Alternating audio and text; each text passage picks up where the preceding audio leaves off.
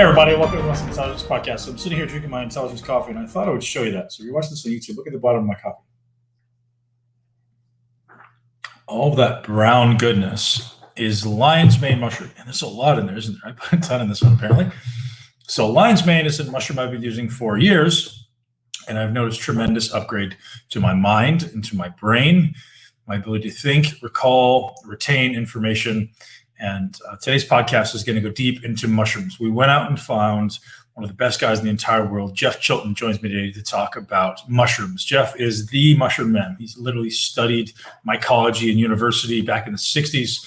Talks a little bit about some interesting plant experiences he had with some special types of mushrooms. But we also get into medicinal mushrooms that can ultimately upgrade different aspects of our body and mechanistically how they're proven to work. So we talk about all of the basic ones that you're hearing so much about and some ones that maybe you haven't, and why it would be a good idea for you to get out there and try some mushrooms. One of the ones that Paul recommends on the show is their 5 Defenders blend, which I've started using every day, which is another cool thing. They actually just added it to a chocolate, which is super interesting.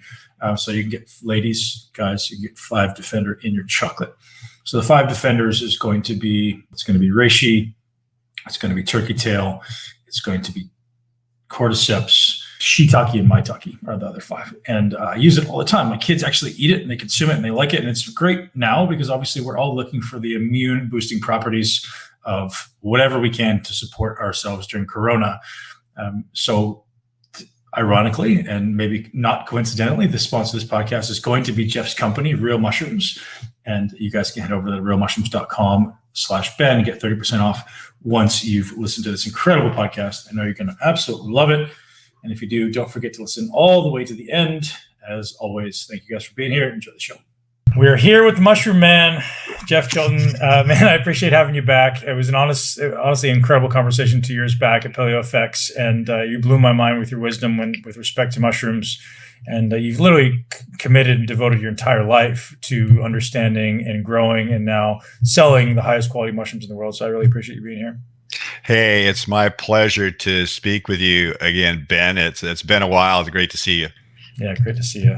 So just before we got rolling there, we were talking about how COVID has affected the mushroom community. And I'd love to have you just kind of walk down the path of maybe why it's affecting the community. So not everyone, I would presume in my audience, knows why mushrooms can be a useful addition to their supplement regime or their diet. And, maybe starting down the path of why it's just been during this pandemic one of the most highly sought after supplements. Well, with one of the things that people are really interested in right now is somehow enhancing their immunity. And that's a big issue. It's really interesting. I was reading a research report recently, and I was talking about, okay, how do we test different products or compounds against viruses? Well, I mean, that's what we're all talking about right now is viruses, right? Well, and they said, well, it's not that difficult because essentially you can take a couple of groups during the cold and flu season and you have these different groups and you give them that. And what are the effects on the common cold? And I thought, yeah, there it is. The virus that we're all familiar with, that people get every year, not everybody, but it's out there all the time. So it really is a matter of how well our immune system can cope with all of these challenges. And mushrooms have been used for thousands of years for that very exact thing. And that's what they're known for. They have these compounds called beta-glucans, and these beta-glucans are what activate or what I like to say is potentiate, which means strengthen our immunity. So we're in an age where immunity and immune products have become super important for us in our daily lives. Yeah. One thing I've started doing, like I've become the world's biggest advocate for a couple of mushrooms, and it's because as soon as I start to feel a little run down, a little sick, I'll throw down 5 to 10 grams of reishi mushroom, and it's like miracle I feel better. So like, and my kids are getting run down reishi mushroom. First thing I go to, everyone's got their like go-to. For me, it's reishi mushroom. I notice a huge bump in my immunity. I also notice a huge bump in my heart rate variability, which I'd love to get into. The other one I've been throwing in lately, even for sleep, is lion's mane. And you guys probably know that I talk about lion's mane more than anyone else should, but I'm really that much of a believer in it. So can we start with those ones? Because my audience hears me talk about them literally almost every podcast, because I speak about the significant difference I've noticed. And I'd love to know why. Like, I know subjectively, myself and everyone I subjected to loves them, but I'd love to know mechanically what's happening with those. Well, reishi in China is called the mushroom of immortality, and it's highly revered, and you see it everywhere in architecture and in art. They really totally believe in reishi mushroom, and they've been using it for thousands of years. And what's really interesting is that we measure the beta-glucan level of all of our mushroom species. So we know which ones have what level of beta-glucans. It turns out that reishi and turkey tail have the two highest levels of beta-glucans through our analysis. And I thought, well, that figures, but at the same time, I was kind of like shocked that here are these mushrooms that are so well known, especially reishi, for their immunological effects, that it matched right up to the beta-glucan levels in there. And what's really interesting about reishi, and why it is the mushroom that I would always recommend to people if they said, well, what if there's one mushroom out there? Well, the other thing with reishi is it has these compounds called triterpenoids. Mm-hmm. And terpenes are compounds that it's like the sap of trees. They're these aromatic volatile compounds, and reishi produces a significant amount of these triterpenoids. And these triterpenoids have been shown to be not just anti-tumor, but also very, very good for the liver. In fact, when I was at a conference in China back in the 90s, it was a reishi conference, and one of the persons there was a traditional Chinese medicine physician, and I was talking to him, and he said reishi was his key herb for liver dysfunction. And I thought, well, wow. And he said, he used as much as 30 grams of dried mushroom, as much as that, which is a significant amount. I mean, you can imagine we have reishi mushroom extract, and 3 grams of that extract would be like, wow, yeah. That's a significant amount of our concentrated extract. So not just the fact that it can benefit our immune system, but also the fact that it's got these triterpenoids, which makes it very different from all the other mushrooms. That's what makes reishi unique. And those triterpenoids are what, when you taste a reishi, you can taste it's very bitter. And if your reishi does not taste bitter, it's probably not reishi. So it's just this really interesting, and having this different profile is kind of what make reishi quite different from all the other mushrooms. So that is a distinct property to only reishi, is the triterpenoids. Well, you know what? There are a few other mushrooms that have triterpenoids, but reishi produces a significant amount more than any other mushroom, and it produces very specific triterpenoids. And the thing is that with the reishi mushroom, there's a lot of research that they've done with it. I mean, the research is really interesting because there's as many as 100 different triterpenoids that they have actually elucidated from reishi. And this is what science does. It's like this dissects and fractionates, and they find all these different compounds in there, 30 different or 100 different triterpenoids in there. And they've actually been able to target these or utilize these and get very specific with what a certain triterpenoid does. We normally have measured only what we would call the top 4, ganideric acid A, B, C1, and C2. But we are right now in conjunction with a Japanese scientist who I just met at a medicinal mushroom conference last year. He put up a slide in his presentation where he could identify 20 of these different triterpenoids and show actually the amounts of these, because I'm always interested in, like, okay, it's there, that's great, but how much is in there? He put up this chart and he showed, okay, 1%, 2.3%. And I was just blown away by it. And I just thought, this is something that I've been waiting for a long, long time, is to where we could go even deeper with triterpenoid analysis, to where we could actually see the profile of the different triterpenoids. And what's really interesting is that each with a mushroom that's grown in, let's just say a mushroom pops up in Seattle, a mushroom pops up in Boston. So we've got a reishi mushroom that comes from a different location, but it's still the reishi mushroom species, which is Ganoderma lucidum or Ganoderma lingqi. Each one of those particular reishi mushrooms will have a different DNA coding in terms of the ability to actually produce these triterpenoids.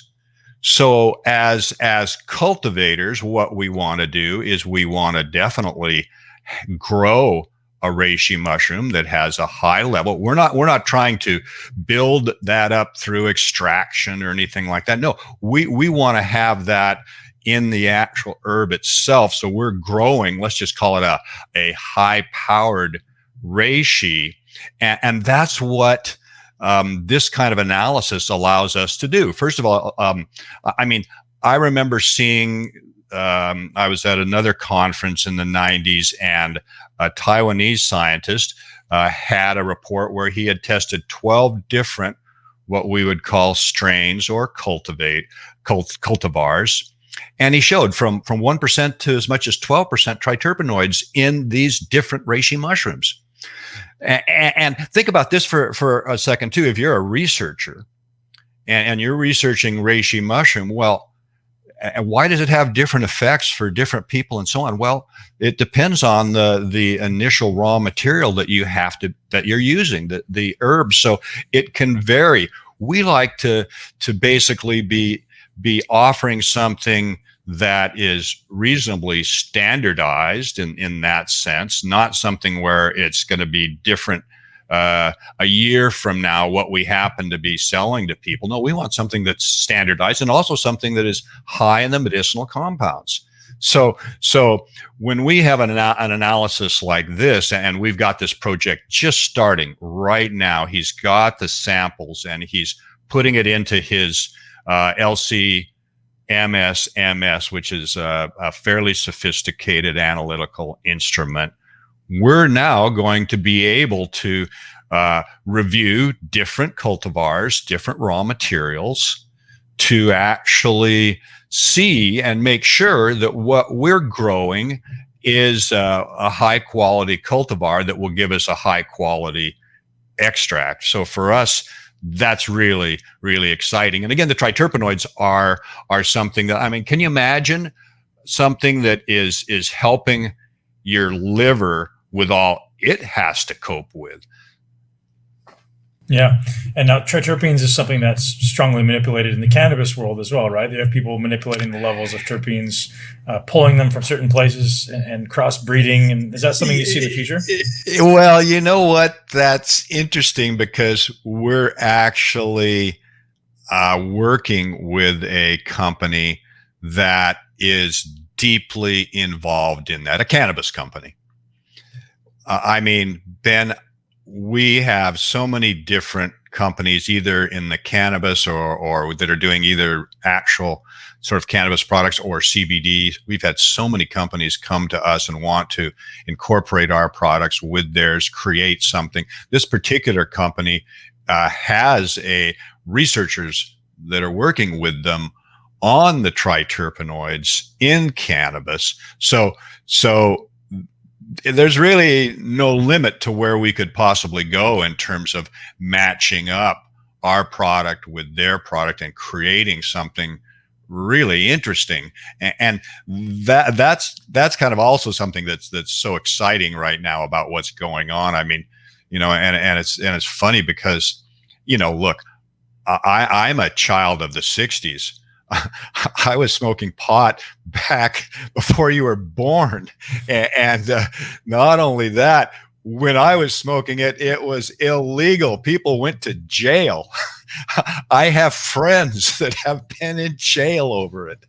And I feel very lucky that I raised my family in Canada, because very few people go to jail for smoking pot in Canada. Aren't we lucky, huh, Ben? I mean, it's like, my goodness, you look across the border and all the people that are still in jail for it that they haven't let out. It's like, come on. So now here we are at a time, and I haven't smoked it for a while. I smoke it occasionally, but it's like, it's like, now that it's legal, it's like, yeah, whatever. It's like, but it's just the times. I never thought it was going to happen, because the U.S. is such a conservative country. And Canada is just kind of the opposite, very tolerant, not a big deal. I had friends in the 70s and 80s in Canada that had their little small halide light operations busted, and they ended up with a fine, and they gave them their equipment back. It's like, so it's like, don't do this ever again. Yeah. And all of those people that used to be growing it, my friends who were growing it back in the 70s and 80s, none of them grow it anymore. Now that it's legal, it's just kind of like, oh yeah, been there, done that. Don't, not really bothering with that anymore. Right. It's funny. What do you see in the future as far as synergy between mushrooms and cannabis? Well, you know what? I'm not quite sure, because I have to be honest with you. I haven't paid a lot of attention to the cannabis industry and what's going on, and that's where working with this company is going to sort of bring a lot more of that kind of information to me, and as we work together with them and develop different things, and as I learn more about it, then I could be able to answer that a little better. But right now, I'm just not that familiar. I mean, cannabis is kind of like the reishi mushroom, in the sense that the number of compounds in there that they're finding is just staggering. And it's interesting too, the way they've been able to actually isolate out and develop strains that are, just reading about that, a strain that's either high in CBD or high in cannabinoids, and what is it that you want, and we're really getting to the point where it's kind of designer herbs, aren't we? Where you can design these products to be specific to certain things. For example, reishi triterpenoids, one of the other effects of them has to do with allergies, and they've utilized reishi mushroom for allergies in Asia. So let's just say we find a strain that has that particular ganideric acid that's good for allergies. Well, okay, maybe we would grow that and have that into a specific area for that particular malady. So that, in a sense, I guess, is where we're going. And you know how all of this is dependent upon analysis. And man, Ben, I love analysis. I mean, that's something that we do a lot of. And we analyze every single lot we produce for beta-glucans, ergosterol, ergothioneine, which is also something that's a compound in mushrooms that's really interesting. You're going to be hearing a lot more about ergothioneine. It's a very powerful antioxidant. It's very similar to glutathione, and this is something that I think, what they've shown in a lot of the some of the testing that they've done with ergothioneine is that populations that either eat a lot of mushrooms and test higher for ergothioneine, these are populations that live longer. And that's something for me that I find really interesting, because there's a number of different very large studies that have shown that populations eating mushrooms have a longer life, healthier life. And that's why I advocate for people to, even if they're not really interested in supplementing, to eat mushrooms. I just think putting mushrooms into your diet, in fact, that's what I say, that's the first thing people should do, is put mushrooms into the diet, because it's a fantastic food. I consider it sort of a forgotten food, and I call it the missing link. We just, in Asia, they're eating 12 different species of mushrooms just commonly. We're just now getting to where we've got more than one species that we can be putting into our diet. So I'm always saying, buy mushrooms, put them into your diet, start there. If you want more, look at mushrooms for supplementation purposes. So you've mentioned beta-glucans. Is that something like the triterpenes where there's different types of beta-glucans, or is that just if it's one beta-glucan, it's the same in all of them? Well, it's interesting, because beta-glucans, you can say, oh yeah, well, beta-glucans, they're in oats. Well, beta-glucans, the key to a beta-glucan is the branching. So for example, in oats, you have a beta-1314, and the second 1,4 is the branch off this 1,3 linear chain of these different saccharides. But oats does not have the immunological activity. When we think of oats and being good for us, we think, okay, it's the fiber content. But mushrooms have a beta-1316 architecture, and that's highly immunologically active. But what's interesting is that even though all mushrooms have these beta-1316 glucans, which is part of the mushroom cell wall, even within all the different species, the actual makeup and the actual overall architecture of that 1316 beta-glucan will vary. And that's why some mushrooms are highly medicinal and some mushrooms are not, even though they all share these beta-glucans in common. So it's really the structure of the beta-glucan that makes the difference between, let's say, a reishi mushroom and then just some other common mushroom that maybe is a choice edible, like a chanterelle or a pine mushroom or something like that, versus a shiitake or a maitake or one of those. I mean, we might find out that more mushrooms are highly medicinal. I have a book that says there's 270 different species that are medicinal. This is a book from China, and all it's really telling me is that, okay, there have been some studies that show activity from these mushrooms, but out of all those 270 species, I mean, I can't have 270 different species that I'm selling just because they have one test. No, I look at all the scientific research as well as the research on traditional Chinese medicine. Have they used this traditionally? To where I can say, okay, these are the top 10. They are a lot of scientific research behind them, and a lot of it has to do with the fact of their immunological activity. You know how they gauge a lot of that is they do a lot of anti-tumor studies, and they do that in vitro. They do it in vivo, where they do a lot of rat studies, feeding studies, things like this, to be able to demonstrate that there is this activity there. So that's how we know, and ultimately that's how we find out that certain mushrooms are more powerful than others when it comes to those beta-glucans. And here's what's interesting about the beta-glucan that everybody needs to know. We actually have receptor sites for beta-glucans. And it's this receptor site is there, and it's kind of like looking for this non-self compound that is entering the body, and it's going, oh my goodness, look at this. We've got this beta-glucan that they've just eaten, or it's a fungus that's invading. It hits this receptor site, and the receptor site goes, okay, macrophages, T cells, time to start to activate because we've got an invader, so to speak.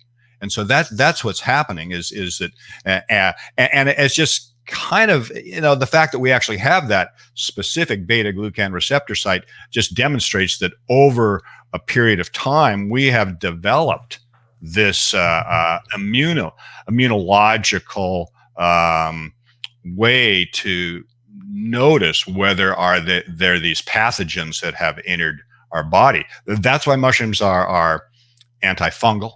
They're also antibacterial, antiviral, and so when it comes to immunological activity, that's why people are going, okay, mushrooms, and that's why right now our business has gone crazy because everybody's looking for something that can help in terms of the virus out there right now. And there's good science around mushrooms being antiviral. This is important information because I think when people put beta-glucans on their label, people will assume, oh, they're kind of all the same. This has a higher amount of beta-glucans. Do you guys differentiate that on your labels? Well, with every particular species we sell, we will guarantee a certain level of beta-glucans. And we encourage that to our customers too. And we say, look, put that on your label too, because this is very important. So yes, we do give that information out, and we consider it to be very, very important. And that's why for us, analysis is so important. We just think the more of that kind of information that you know about the particular product, the more that you can be confident that what you've got is just not a placebo. Right. But so that you're just putting the total amount of beta-glucans, you're not differentiating from the 1.3 versus the 1.6. So, right. So I could extract from oatmeal and put it on the label. You could indeed. Yes. And actually what we have done just recently, because those kind of things start to come up, is that now on our labels and even on our certificates of analysis, we will put beta-1316 glucan on there so that people know that. And I encourage that with people that are putting out the retail product as well. Differentiate, put that out there, because some people say, oh yeah, my oats that I'm selling you have got beta-glucans too, and they're just as good. No, they're not.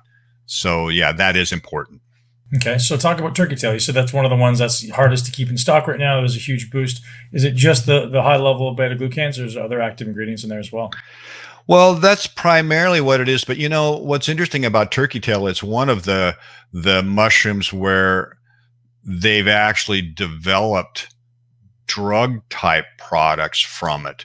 So turkey tail, they've been able to grow turkey tail and refine that into what's called a protein bound polysaccharide. So this is a protein bound beta-glucan where it's kind of wedded together, and that has shown really increased activity when it's protein bound like that. All the mushroom products, all the extracts will have some of that in there, but with these two particular products, they have put them together, refined them, and created something almost like you would create a drug, how you're trying to get rid of a lot of things to get a more pure product. So turkey tail has actually had these two particular drugs. One in China is called PSP, and in Japan is called PSK. A lot of research done on that, which is really great for turkey tail. We don't sell those two products because that's not our market. We're more of we just want the mushroom itself. We just want to extract the mushroom, the actual sort of herbal product, not create something that's too drug-like. Maybe that'll come down the line, like we were talking about with the triterpenoids. But turkey tail has been utilized in that way. And again, once we did our beta-glucan analyses, what we found was that turkey tail had, actually, it even comes in higher than reishi in terms of beta-glucans. And so for me, that's just like, wow, that is so interesting that this particular mushroom is super high in beta-glucans and has this history of use in traditional Chinese medicine, as well as turning it into these particular drug products in Japan and China. It's got some triterpenoids, but that hasn't really been where research has focused, and so that's not anything that we have really looked into in a major way to where we would try and analyze that for triterpenes. The other mushrooms that actually have triterpenes that are very interesting is chaga. Chaga's got triterpenes, and chaga is one of those. We call it a mushroom. It's not really a mushroom at all. It's a manifestation of a disease because the fungus, fungi out there can be pathogenic, and they can like where I live in the forest, we have trees. I mean, literally trees that have been attacked early. They continue growing. They get up to be a certain height, like maybe even 75, 100 feet tall. But at that point they die because they have been attacked, and there is this fungal mycelium inside the tree that is just consuming it. And one day you can be standing there and the tree can just break right off at halfway up, could just break off and fall. And then you look and you start to see that, yes, there are these sort of mushrooms that are growing off of it, kind of like a reishi type mushroom, a bracket fungus. So these fungi out there, there are multiple other fungi that have these triterpenoids. Chaga actually will attack these trees. The trees will live for still about 100 years or so, but they are like the walking dead, so to speak. They're a living dead tree. The chaga grows off of it. It's actually a manifestation. It's not actually like these other brackets that come off and are an actual fungal body. It's a manifestation of this disease called a canker. And have you ever seen a chaga, Ben? Yes, big black like a it is really a weird looking thing, right? It's irregular. It's black. It's just funky looking, and yet it's been used as a tea for hundreds and hundreds of years, primarily for stomach ailments. But it has triterpenoids, and we're actively working on being able to analyze for the triterpenoids in chaga. So it has unique benefits, I think, right? Or at least some claims around unique benefits for chaga relative to some of the other mushrooms. Well, you know what? Unfortunately, chaga has been overhyped. Have you ever looked on the internet and it's like chaga, the king of mushrooms? Yep. And it's like there's nothing that a chaga won't do. And for me, I'm unhappy when I see that, because I'm like, you know what? There's some certain benefits from chaga. Primarily, you use it for people with stomach issues. Actually, it's been considered a folk remedy for cancer. But I always tell people, if you have irritable bowel syndrome or Crohn's disease or something like that, try chaga. Just see whether chaga might help you. But don't pay attention to all of these amazing claims about this being a panacea. When somebody tells you, this thing will do everything, this will cure whatever it is, and it's like, look, with all due respect to snake oil, which probably is really good, but the fact that it ultimately became snake oil is something that people are selling for and just trying to make money on, and that's kind of what's happened with chaga, unfortunately. Very cool. Good to know, because there's definitely some people out there, perpetuating excessive use of chaga, and I've never tried it, to be honest. I mean, I think I've tried it once. It's super bitter, so I stopped using it. Yeah. That's. Yeah, I would just, again, be careful with the hype. I mean, the internet's pretty full of it, and there's lots of people, everybody's trying to sell something, aren't they? Well, I think that's why people were hesitant to use mushrooms for a long time, because everyone's like, those people are like, hey, mushrooms cure everything. And you're like, my BS radar goes off. That's why you're like, I don't believe you.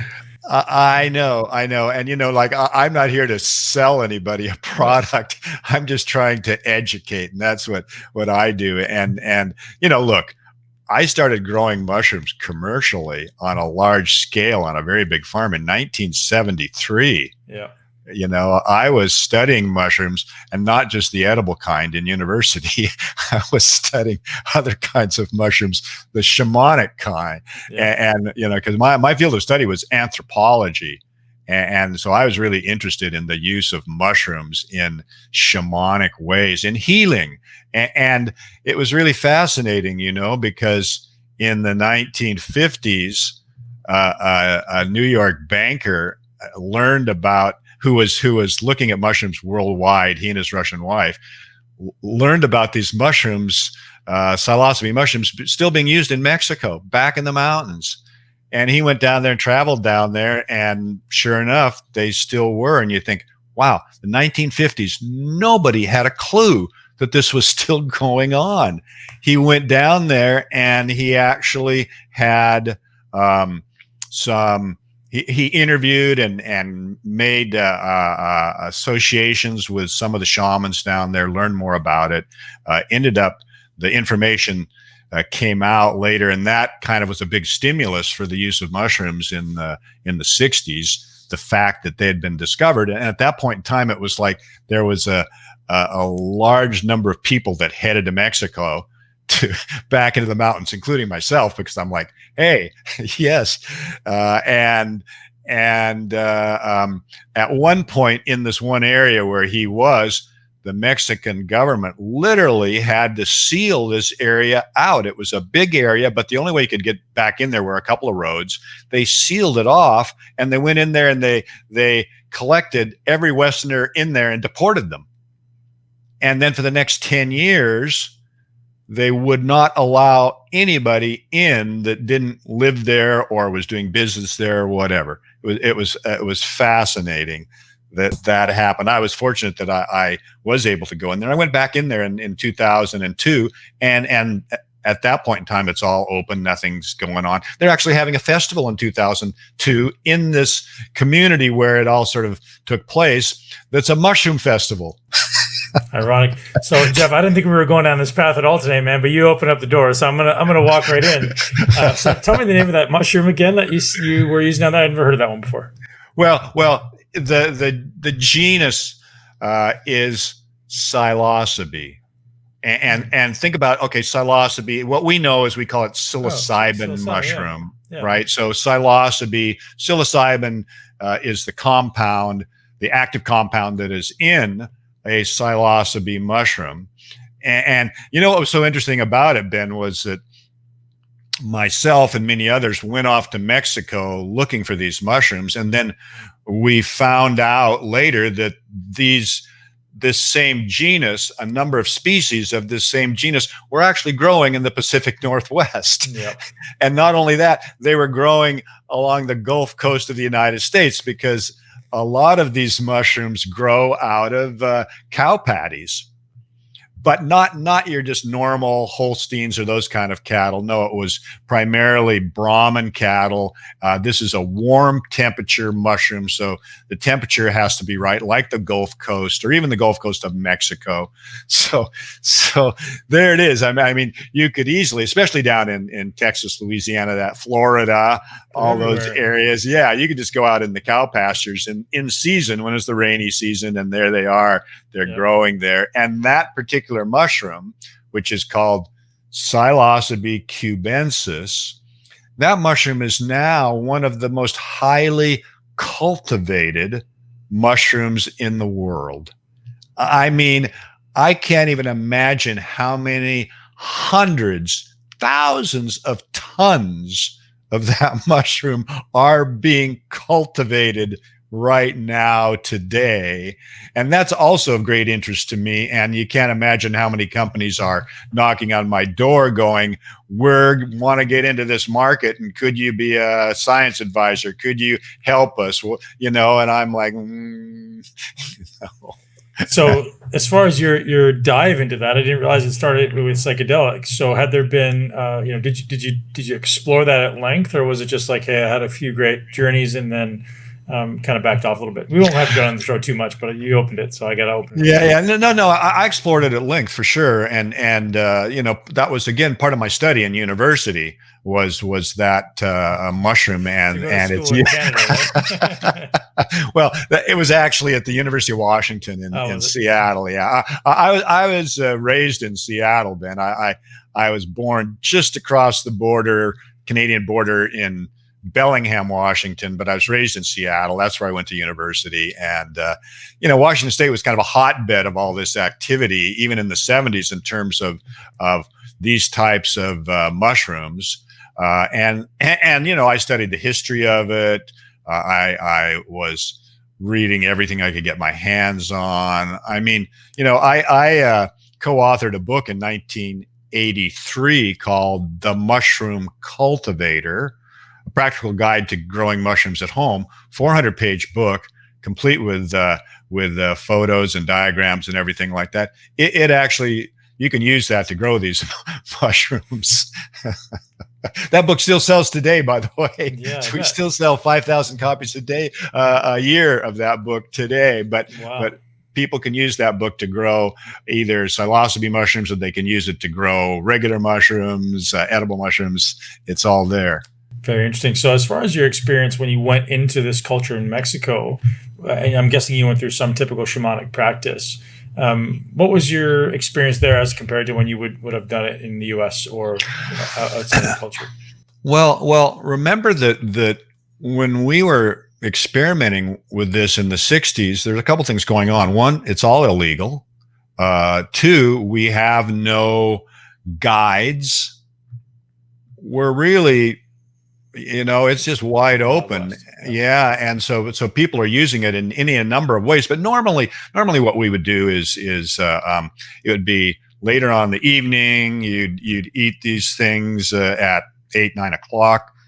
Everything would start around 10, and then it just go through the night. And, a lot of times we'd just be chilling, kicking back in a dimly lit room, listening to music a lot of times, but just kind of experiencing it all. And where you'd get into trouble is if you were like the people that would do that, and then, I'm going to go down to the local tavern and start doing this or that, or go take a walk or all that. And then it's like, don't do that, because you never know what's going to happen out there and sort of spoil it. No, you want to be and this gets back to the whole idea of set and setting, your frame of mind, and the where you are doing it. Is it a safe environment? I mean, you don't want to be there and somebody knocks on the door. It's like all of a sudden, it's like you smoke pot and you're like, oh, this is great, and it's still illegal, and there's somebody knocks on the door and you're like, oh my God, it's got to be the cops. Right. I mean, fortunately, people don't have to go through that today. Right. Certainly not in Canada. So how much does the growing environment affect the quality of psilocybin? So I'm guessing like something grown on the side of the highway versus something grown industrially has to be very different, just like all the other mushrooms. Well, yeah, it's true to a certain extent. I mean, it's like the media it's growing in, the food that it's got. If it's a highly nutritious growth media, you will get the absolute most of what that can produce for you. And in terms of adding certain things to that to stimulate certain compound production, that can be done. There are methods of doing that, and certain things that you can add to the growing medium that would produce more. But really, it gets back to what I was talking about with reishi mushroom, which is the key is the cultivar itself. So just like, for example, with this Psilocybe cubensis, if you went out and looked at the marketplace right now, you could buy spores of this particular mushroom that is from Thailand, that is from the Gulf Coast, that is from Mexico, that is from South America. So you've got all of these different cultivars, and this would be the same thing. There would be different levels of these compounds that are being produced because of the genetics of that particular, what we would call a strain. So you have the genus Psilocybe, you have the species, which would be cubensis, and then you would have the strain, which I would call the cultivar, and that just refers to where did this come from?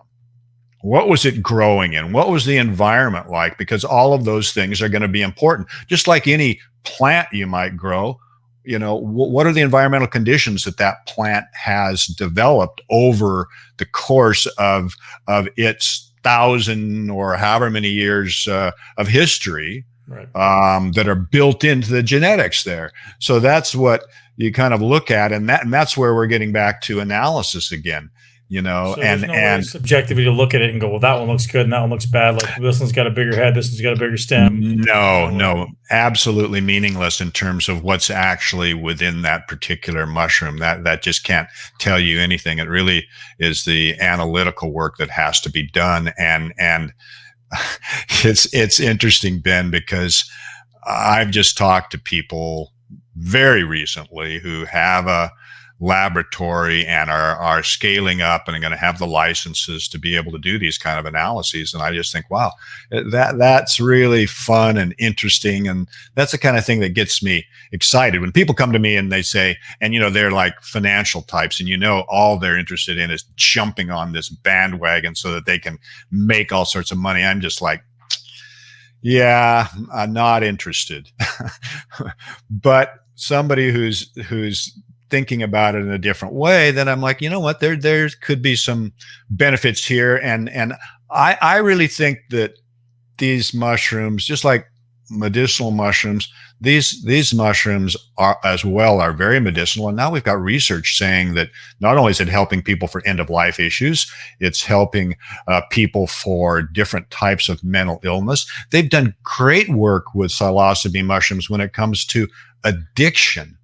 Great work with addiction. I mean, you know how when people are addicted to something, whether it is tobacco or some sort of hard drug like heroin or something, well, that's really tough for them to get off. This helps people get off, and a lot of people do, and they stay off. It's just amazing. So the possibilities there are really phenomenal, and I'm hopeful that will continue and not get shut down at some point, because right, the gov is the whims of the gov, the winds of change, depending.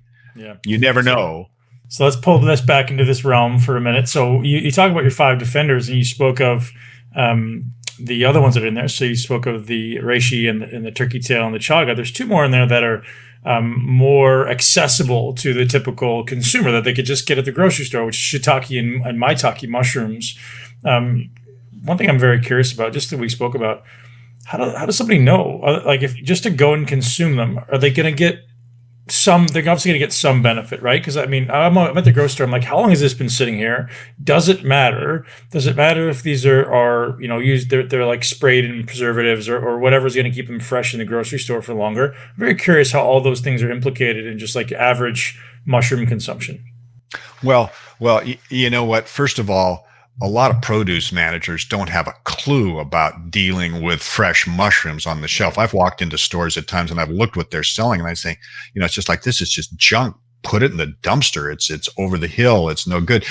You should look at mushrooms, fresh mushrooms. First of all, if it's an agaricus mushroom, it should be heavy. It shouldn't necessarily, just your standard one shouldn't be really open, or if it has any brown spots on it, the brown spots are bacteria, and they can be a little bit slimy if you feel them. It shouldn't be slimy at all.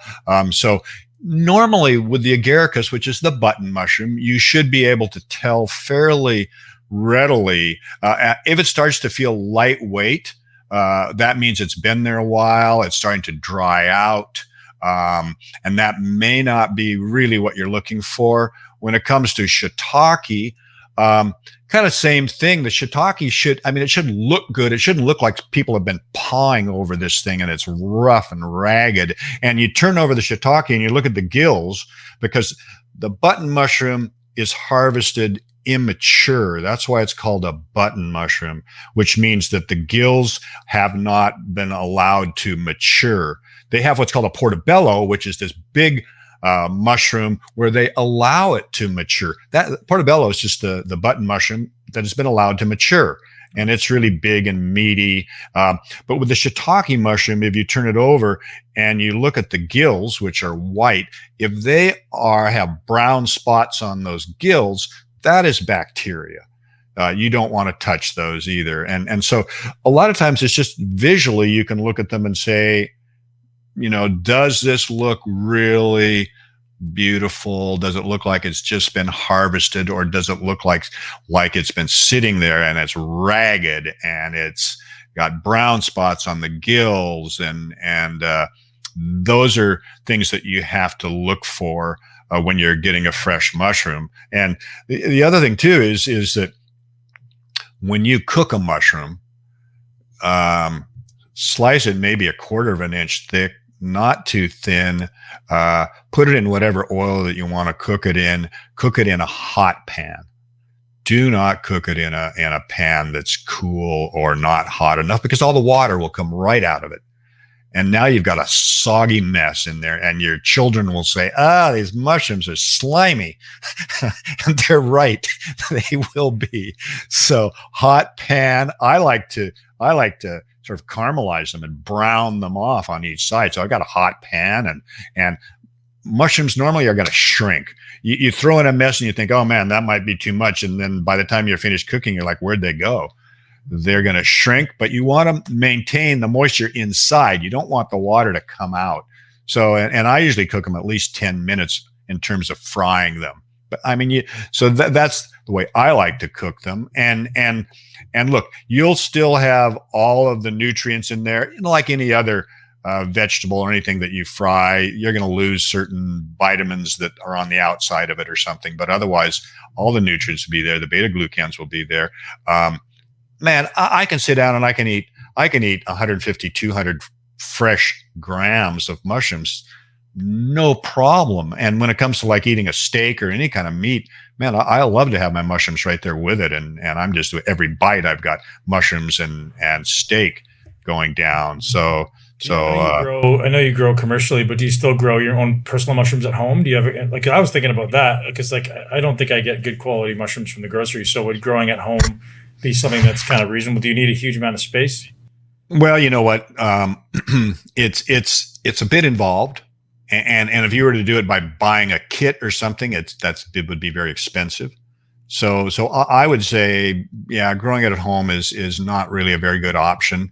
The key with growing mushrooms is maintaining a high humidity. So you have to have some kind of a humidity chamber where you can control the temperature and the humidity to keep them growing. And so, it's like bringing home this nice little grow bag. You're going to grow your own mushrooms and you stick it on the table and they say, okay, be sure there's plenty of ambient light. And, okay, great. I'll make sure it's in the sunlight. And it turns out, no, you don't want direct sunlight because that's going to dry it out.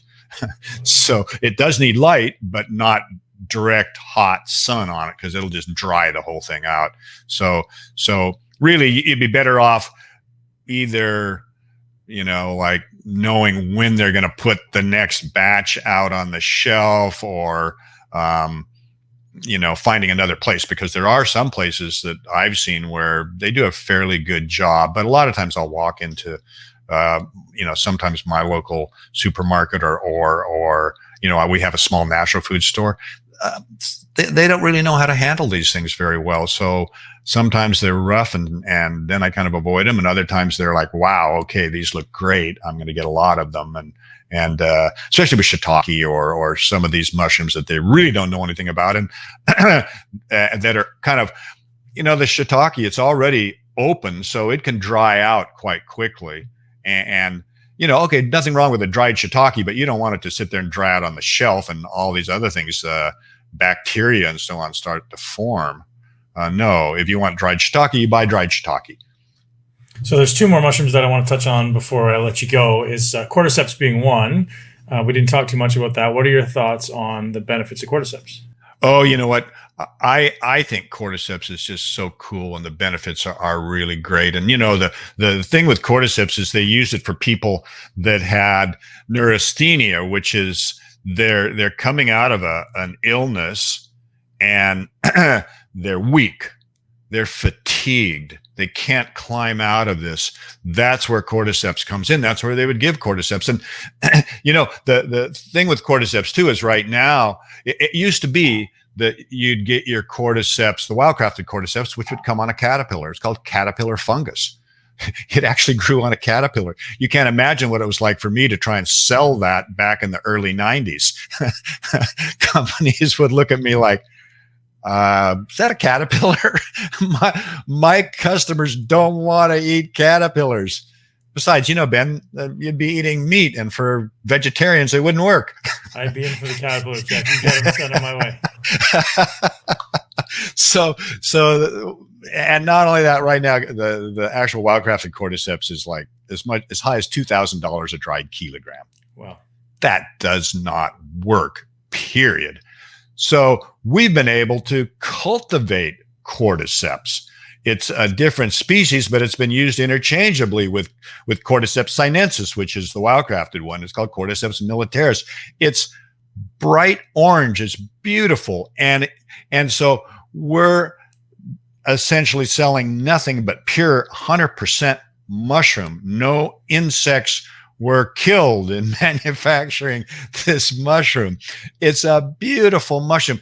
It even is eaten as food in China. You can buy it in the marketplace, take it home, cook it up. Delicious, wonderful mushroom. So that's what we do. And so what I would say is that, trying it out for fatigue, I think would be really, really interesting. And there have been some studies with it where they utilized Cordyceps just to see whether it would enhance the athletic abilities of high intensity or athletes. And what they found was that if you're up there at a certain level in athletics, it's not going to enhance your performance at all. You're already there. But if not, if you're down a different level, it could. But I would look at it more as something that just I guess makes you not quite so tired. If you're just feeling energy, let's give Cordyceps a try. See if it can help you out there. The other thing where they've used Cordyceps has been in with high altitude sickness, and that comes back to maybe the same thing with the fatigue, just the way that we can utilize oxygen, and it helps with the ability to utilize oxygen. So that's the other thing about Cordyceps that we could keep in mind. That up. There's actually a supplement that exists right now called Pico-2, and I don't remember exactly what mushrooms in it. I know Cordyceps is one of them. I think it's reishi and one other one, and they're trying to sell it as a improving oxygen uptake, improving energy production. Any thought or familiarity with that product? I am, and unfortunately, that product is one of those products that is not actually mushroom. It's actually there's a lot of products out there that are the mycelium, which is like the root structure of the mushroom, that is grown on grain.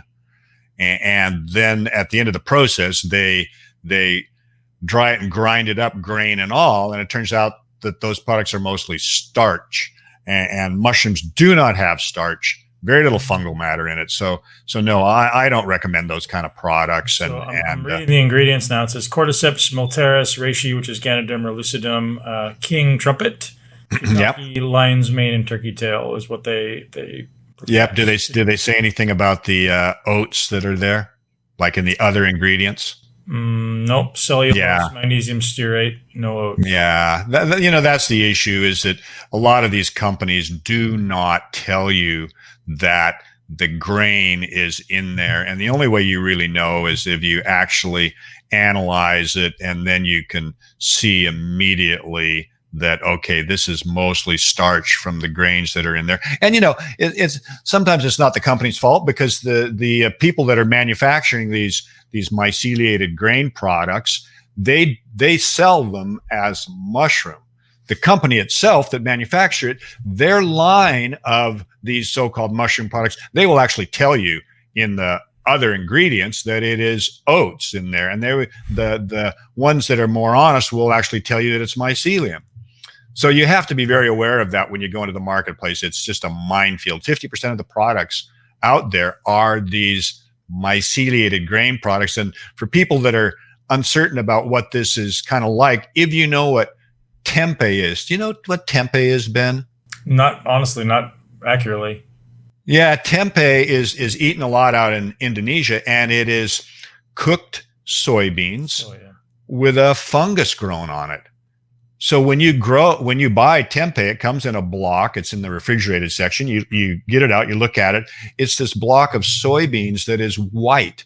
That white is the mushroom mycelium. It's the mycelium that they've grown out on this. But once you slice it up, you see it's mostly still the soybean.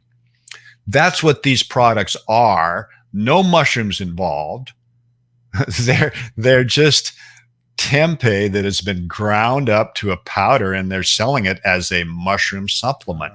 It's not, and it's really, in my opinion, unethical. So what would be the claim based around something to do with improving oxygen uptake?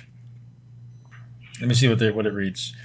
Increases time to exhaustion, improves oxygen uptake and VO2 max, increases peak power. Yeah, you know what? I've seen the study. They've got a couple studies. Yeah, one or two studies. And you know what? I have to tell you that there are some universities out there that have departments that will do this kind of research for you. You pay them. They kind of want to give you what you're looking for, because exactly right. It's, and that's unfortunate. So I don't put any credence into those kind of studies, and I'm always looking at any study and going, who is it that is actually paid for this study? Right. Thank you. I mean, yeah. And I just call it corporate science. Yep, that's exactly it. Now, I would say a very large percentage of science that exists now is that way. And I don't want to throw anybody under the bus, because there's certainly some incredible scientists out there. But it's sad to see how much corporate America has kind of, or corporate world has kind of taken reign on the legit science that should be taking place. But as a scientist, they're like, listen, either I get the funding and I keep my lab open and I pay my bills, or I don't. And that's what their reality is, right? And they don't know any other way, and sometimes they just do it, unfortunately. I totally agree with you, Ben. And look, I don't want to say anything bad about any particular product. I normally try to educate people about the fact that there are products in the marketplace that are mycelium that is being grown on sterilized grains, and oftentimes that's hidden. You don't know that that's what you're getting. One of the ways to find out is just open it up. If it's a capsule, taste it. These products usually taste very bland. They're often light colored because it's mostly flour. And so you have to be very careful about it. If it says made in the USA, that's probably what it is. And we grow all our mushrooms in China. And the reason we do is because it's uneconomical to grow mushrooms for supplements in the United States. And people, our competitors, they bash us for that. And they claim all sorts of things about, it's China and it's this and it's that. We grow them way back in the mountains. They're organically certified by high quality European certifiers. We test everything over 2 times, pesticides twice, heavy metals twice, everything. We can't sell them if they don't meet the standards. So that's what's happening. And that's why these products are even out there. They're cheap to produce. And that's what's so unfortunate, is people are paying a lot of money for grain powder. Yeah. So my favorite mushroom of all that I take almost to excess, maybe every day, somewhere in the realm of 5 to 10 grams of lion's mane every day. I love it. I've noticed such a difference. Cognitively, I noticed a difference to my sleep. Is it just, again, the beta-glucans, or is there something deeper? Oh, there's compounds in there that are have been demonstrated to stimulate what's called nerve growth factor. And nerve growth factor helps to organize and manage the neurons that we've got that are, as you get older, especially that production of neurons and the way the neurons are working, it just kind of degrades a little bit. So being able to stimulate this nerve growth factor and keep that at a higher level is very important. So they've demonstrated that there are specific compounds that do that with lion's mane. So that's what's going on. It's something where science has really told us that this is what this mushroom can do, and there are compounds that they've elucidated that actually demonstrate that. So that's a lot of it. And lion's mane, Ben, is our number one seller. And the funny thing is, in 2015, I must have sold like 50 kilos in a year of lion's mane. Today we sell like 20 tons of lion's mane. I'm sure I'm a big part of that, actually. I tell everyone in the entire world about it. Yeah. Send a ton off to Ben. His yearly supply is not there. It gets sprinkled on all my food. I buy it by the kilo. You know what? And lion's mane is a delicious edible mushroom. If you can ever find it in your marketplace, grab it.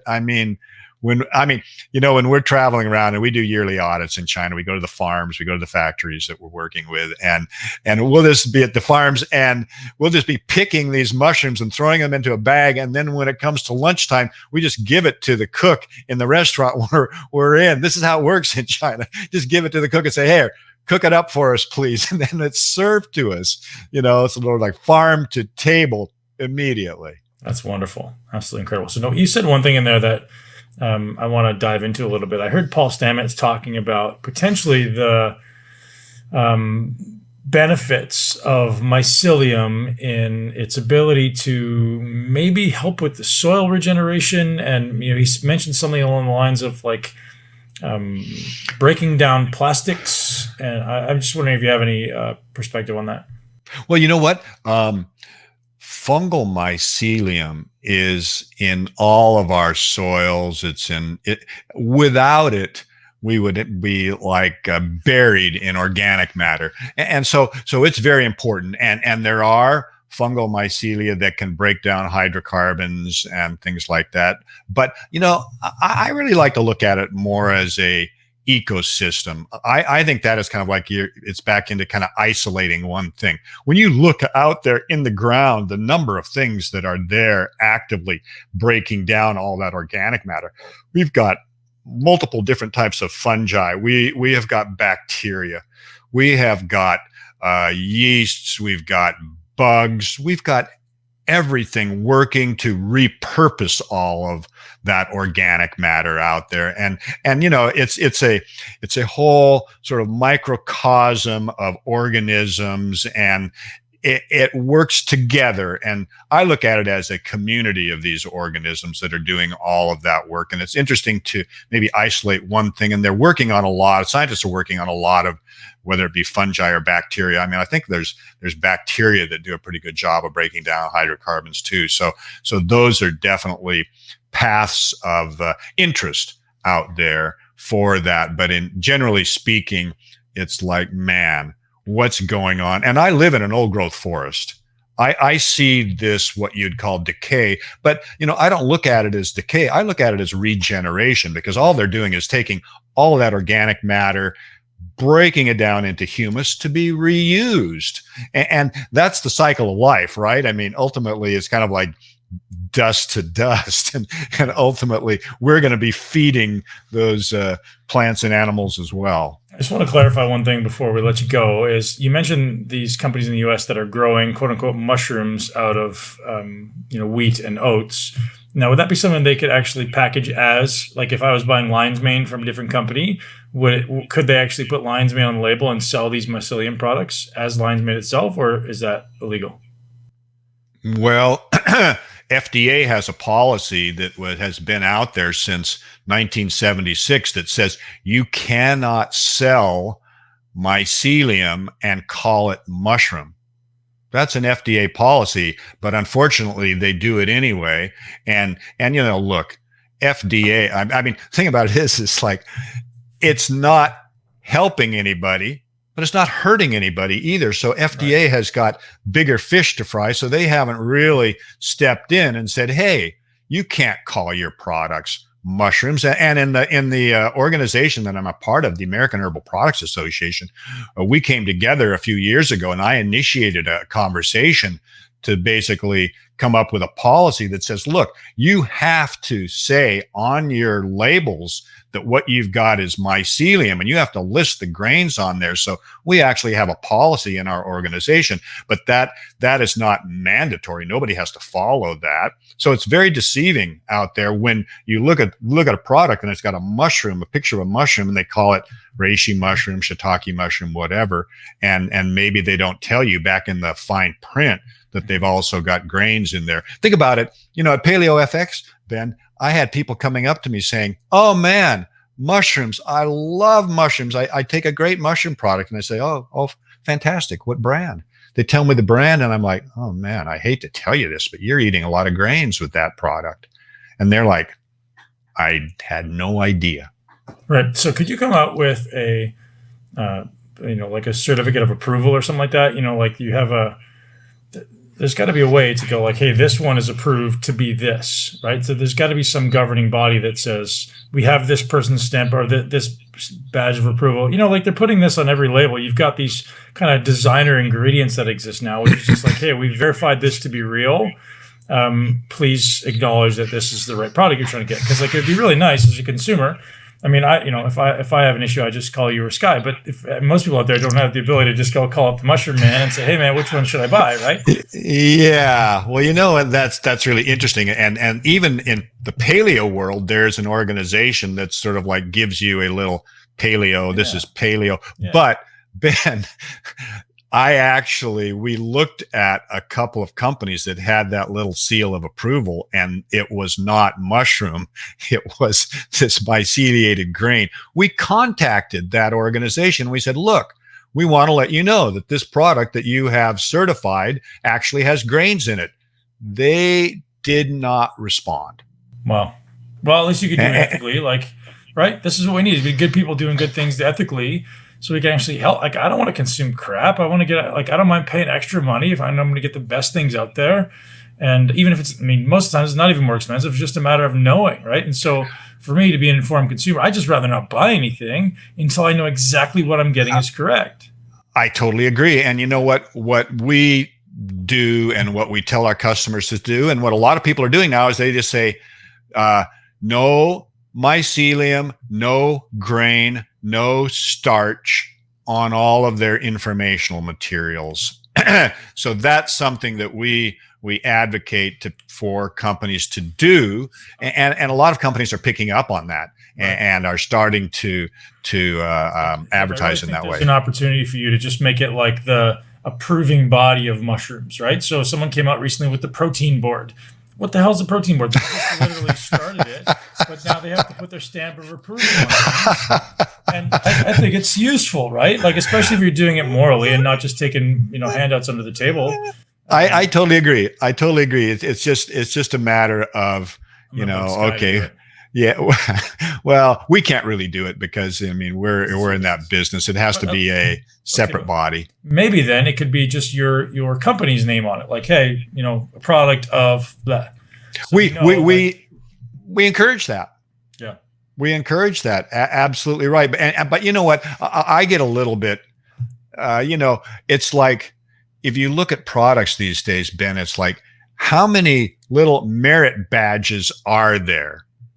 I mean, my God, the list of these things just gets to be where you can't even, there's not enough room on a label to put them all. Right. And the thing about these products is these myceliated grain products will say certified organic. We're also kosher, where we don't have any, the whole bit. Yep.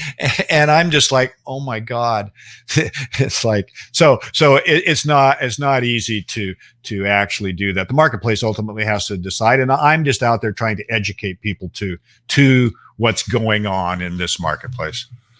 Jeff, I'm so grateful for you and what you do, and for having so much passion, to bring this to the world for 40 years now, which is, actually almost, coming up on 50, I guess, right? Yeah. It's absolutely incredible. Yeah.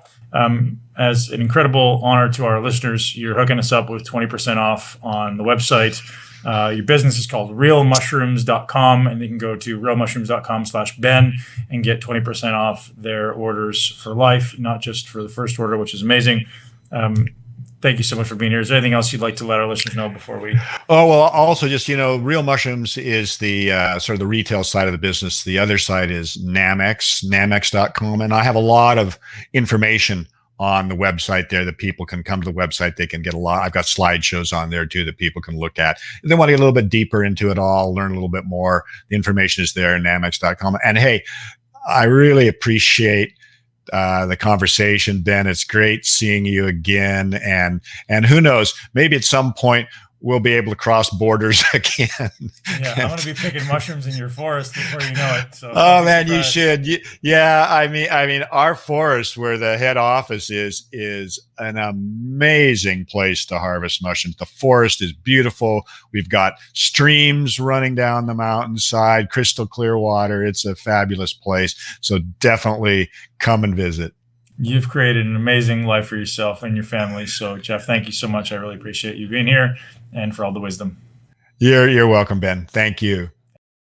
I hope you enjoy the podcast with Jeff Chilton. As you see, this man is an absolute whiz when it comes to mushrooms, dispelling all these common myths and beliefs. And there's so much nonsense being thrown around about the potential implications of all these magical things that exist out there. But mushrooms are one that are proven to be effective time and time again. I religiously use lion's mane and reishi every day. Reishi is my best lever by far to sleep. If you're someone who's struggling with sleep or with low heart rate variability, reishi is one of those levers I go to all the time. 3 to 5 grams of reishi after dinner, after training, or before bed, or sometimes all of them, in a phase of high training stress. Really, really improves your sleep, knocks up your deep sleep, really, really improves your heart rate variability. Don't miss it. I want to read something for you here for all you mushroom lovers. 5 ways that you can tell your mushroom products are fake versus legit, because this is really, really important. So obviously we want to buy something that we know is legitimate mushrooms. So the folks over at Real Mushrooms have given us this list. So first, if your product says US grown, it's likely mycelinated grain. So apparently all grain or all mushrooms grown in the US are mycelinated grain, and we don't want that. That's basically grain, as Jeff Chilton said in the podcast, it's basically grain that's being added to the product to add to the weight so they can sell by weight, obviously. Second, check out the color. If every one of the products looks the same shade of beige, it's probably grain. All mushrooms should vary in color. Third, do a taste test. Mushrooms are very earthy and sometimes bitter. If it tastes sweet at all, it's grain. Fourth, look at the ingredients list. If it contains fancy sounding words like mycelinated brown rice or oats, mycelial biomass, full spectrum primordia, or exocellular compounds, then those are all mycelinated grain. And finally, you can tell if it's a legit mushroom if it comes from a company, Real Mushrooms, the sponsor of today's show, and the brainchild of Jeff and Sky Chilton. Thank you very much for being here, Jeff. Head over to realmushrooms.com/Ben. Pick it up. Thank me later. And if you do, take a picture and show me how you're using it. If you guys are making the Intelligence Coffee, let me know. So Intelligence Coffee, guys, if you want to know, I talk about this all the time. I literally have it right here. So I put about 10 grams of Bubs MCT. Now, I suggest Bubs because it really makes a difference to the experience. Bubs makes it really creamy and really easy to dissolve in the beverage. So sometimes MCT gets really clumpy and gross. So I don't use anything other than Bubs. I use 10 grams of MCT. And collagen is hit and miss. Sometimes I use the collagen in there and sometimes I don't. Collagen can change the texture a little bit. So depending if you like that or not, if you need extra collagen diet, it's a great way to add it. I also add now about 5 grams of lion's mane because I'm getting it at such a discounted price from Real Mushrooms. I add about 5 grams, which is a lot, but actually significantly improves the mouthfeel and the physiological benefits of the coffee. And I really like 5 grams of lion's mane. And then I also use about 600 to 1,000 milligrams of alpha GPC, which is my favorite brain product, you guys know, and that's not a company or anything like that. That's just an ingredient, which you can find in many different companies. And I use, as I said, about 600 to 1,000 milligrams of that. And again, the benefit of that is tremendous. And then I water it down, so I have a nice big cup, and it's absolutely delicious. Drop a couple of squeezes of stevia in there, and it's literally the greatest thing in the morning for your brain. What I drink before every coffee and every podcast, sorry, before every workout and every podcast. Thank you guys for being here. As always, I appreciate you, and thank you for subscribing to the podcast. Subscribers drive our show. It allows us to get sponsors. It allows us to get better guests. and ultimately keep this amazing information coming to you so we can learn, so we can thrive, so we can live our life in a body we absolutely love. Have a great day, guys. Thank you so much for tuning into Muscle Intelligence. If you enjoyed today's episode, please be sure to share it with at least one person you know. Make sure you're subscribed so you never miss an episode. This podcast is for information purposes only. The statements and views on this podcast are not medical advice. This podcast, including Ben Pikulski and the producers, disclaim responsibility for any possible adverse effects from the use of information contained herein. Opinions of guests are their own, and this podcast does not endorse or accept responsibility for statements made by guests. This podcast does not make any representations or warranties about guest qualifications or credibility. This podcast may contain paid endorsements or advertisements for products or services. Individuals on this podcast may have a direct or indirect financial interest in products or services referred to herein. If you think you have a medical problem, consult a licensed physician.